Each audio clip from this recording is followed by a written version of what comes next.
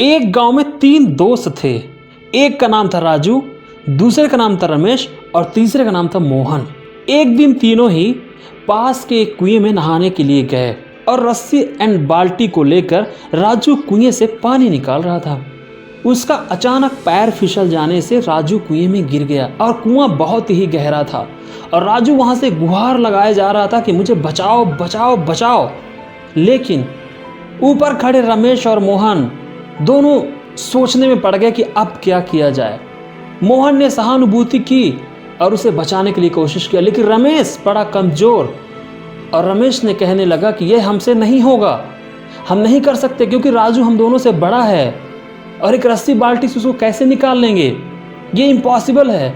और यह कहकर रमेश गांव की तरफ निकल गए उसे घर वालों को बताने के लिए।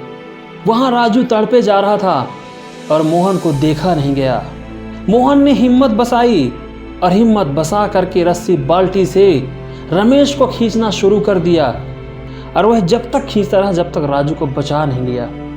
आखिर में उसने राजू को बाहर निकाल दिया और उसमें जो सबसे बड़ी पॉजिटिव थिंग थी कि मोहन को उस टाइम पे कोई भी यह बोलने वाला नहीं था कि तुम यह नहीं कर सकते, तुम राजू को कुएं से नहीं खींच सकते। उसको हिम्मत तोड़ने वाला वहां पर कोई भी नहीं था। वह सिर्फ अकेला था जो खुद से डिसीजन लिया और हिम्मत जुटाया कि मैं ये चीज कर सकता हूं और उसने ठान ली कि कर सकता हूं तो उसने करके दिखा दिया। इसलिए दोस्तों, जिंदगी में अगर कोई आपके पास आकर कहे कि तुम ये नहीं कर सकते, उसे तुरंत इग्नोर कर दो, क्योंकि लाइफ में खुद आप डिसीजन मेकर हैं।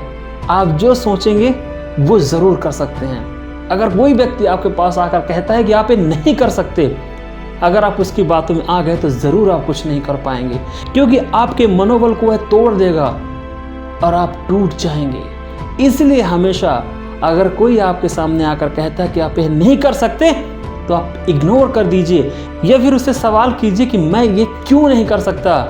आई प्रॉमिस दैट कि उसके पास कुछ भी आंसर नहीं होगा। इसलिए इग्नोर एवरीथिंग।